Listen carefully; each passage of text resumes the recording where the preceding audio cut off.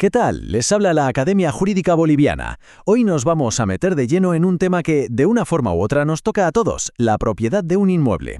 ¿Qué es ser dueño de una casa o un terreno según nuestras leyes? Bueno, pues vamos a descubrirlo juntos. El tema de hoy es la lección 4, de la propiedad inmueble. Y para entenderlo bien vamos a analizar directamente lo que dicen los artículos 105 al 138 de nuestro Código Civil. Porque, como veremos, tener una propiedad es mucho más que tener las llaves. Es entender el poder, los derechos y, ojo, también las obligaciones que vienen con ella. Para que no nos perdamos, hemos organizado esto en 4 partes. Primero, vamos a los cimientos, los principios fundamentales. Después, nos metemos en el día a día, en las relaciones con los vecinos, viendo tanto nuestros derechos como nuestros deberes. Y para terminar, veremos las formas en que legalmente alguien se convierte en propietario. Empecemos por el principio, porque antes de hablar de cercas, ventanas o árboles, hay que entender primero lo primero. ¿Qué significa la palabra propiedad para el derecho boliviano? ¿Cuál es su verdadera esencia? A ver, nuestro punto de partida es el artículo 105. Este artículo nos dice que la propiedad no es solo tener algo, es un poder jurídico. Un poder que se divide en 3, usar la cosa, gozar de sus frutos y disponer de ella, o sea, venderla, regalarla, pero, y aquí está la clave, el gran contrapeso, todo esto debe hacerse pensando en el interés colectivo. Ya desde el inicio vemos que este derecho no es ilimitado. Y claro, esos límites son fundamentales. Ser propietario no es un derecho absoluto, para nada. El código es muy claro. Por un lado, el artículo 106 nos habla de la función social. Además, el 107 prohíbe el abuso del derecho, una idea muy importante que, en pocas palabras, dice que no se puede usar la propiedad solo para fastidiar a los demás. Y el límite máximo es la expropiación del artículo 108. Si hay una causa de utilidad pública, el Estado puede tomar la propiedad, eso sí, siempre pagando una indemnización justa. Muy bien, con la teoría ya un poco más clara, vámonos a lo práctico, a la vida misma. Las relaciones con nuestros vecinos. ¿Qué derechos tiene un propietario frente a los que viven a su lado?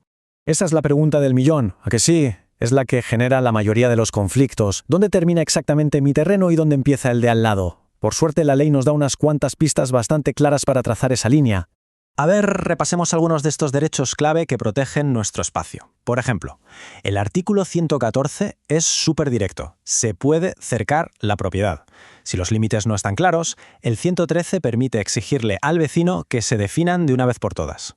Y si hay que hacer una reparación urgente, el 112 dice que el vecino tiene que permitir el paso. Incluso se regula algo tan común como las plantas. El artículo 121 nos da el derecho a cortar las ramas o raíces que invadan nuestro terreno. Bueno, y como en todo, si hay derechos, también hay deberes. Pasemos ahora a la otra cara de la moneda. La ley busca un equilibrio, ¿no? Todo para que podamos vivir en paz. Y aquí la ley hace una distinción súper interesante. No es lo mismo un perjuicio que una simple molestia. El artículo 115 prohíbe lo que llama uso nocivo, que es algo que afecta directamente la seguridad o la salud. Imaginen, por ejemplo, una industria peligrosa. En cambio, el artículo 117 se ocupa de las indiciones, olores, ruidos, humo, cosas que quizá no son peligrosas, pero que sobrepasan lo que se considera una molestia tolerable entre vecinos.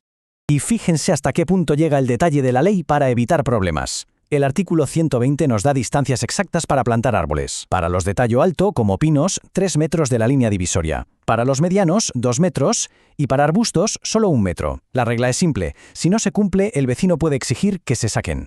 Y algo parecido pasa con la privacidad, que es un tema delicadísimo. El artículo 124 regula las ventanas. Para vistas directas, como desde un balcón, la ley exige 2 metros de distancia del terreno vecino. Si la vista es de costado, se reduce a 60 centímetros. Parecen tonterías, ¿verdad? Pero son estos detallitos legales los que evitan conflictos enormes.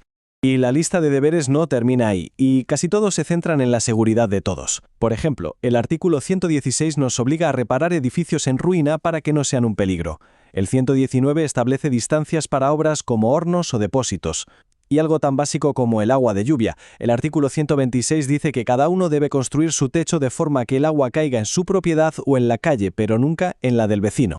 Muy bien, ya sabemos qué es la propiedad y cómo llevarnos bien con los vecinos. Ahora nos falta la última pieza del rompecabezas. ¿Cómo llega una persona a ser legalmente la dueña de un inmueble? Empecemos con una figura que se llama accesión, que está en el artículo 127.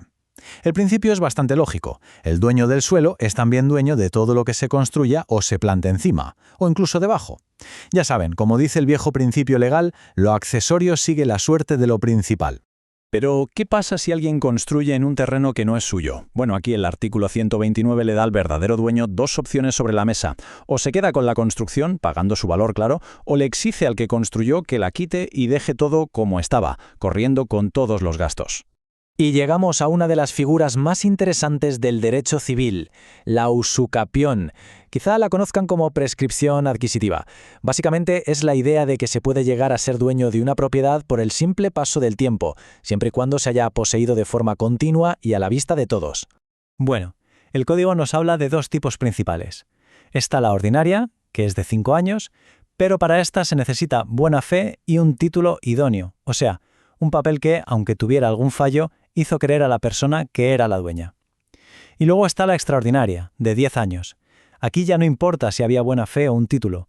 Lo único que cuenta son 10 años de posesión sin interrupciones. Pero ojo, que este reloj de la usucapión no corre para siempre. Se puede parar. El artículo 137 es muy claro. Si la persona que está poseyendo pierde el control del inmueble por más de un año, todo el tiempo que había acumulado se pierde. El contador vuelve a cero. Entonces, si tuviéramos que resumir todo esto en una sola idea, sería esta. La propiedad es un poder, sí, pero no es un cheque en blanco. Es un poder que viene con una letra pequeña muy importante, la responsabilidad de ejercerlo pensando siempre en el interés de la comunidad. Y todo esto nos lleva a una reflexión final, ¿no? Vemos que la ley busca constantemente un equilibrio delicado entre lo que es mi derecho individual y lo que es el bien de todos. La gran pregunta que nos queda es, en el mundo de hoy, ¿dónde exactamente deberíamos trazar esa línea? Y con esa pregunta en el aire cerramos este análisis. Muchísimas gracias por habernos acompañado en esta exploración del derecho de propiedad. Desde la Academia Jurídica Boliviana, nos vemos en la próxima.